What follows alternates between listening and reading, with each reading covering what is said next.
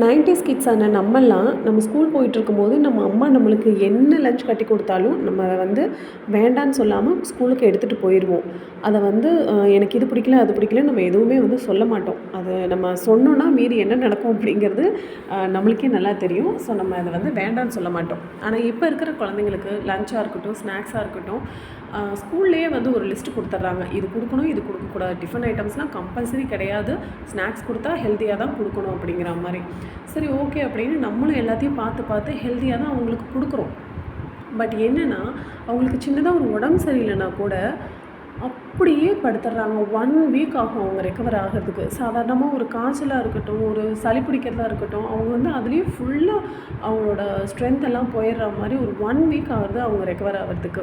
இத்தனைக்கும் நம்ம பார்த்து பார்த்து ஹெல்த்தியாக தான் கொடுக்குறோம். ஹெல்த்தியான விஷயங்கள் தான் நம்ம செய்கிறோம்.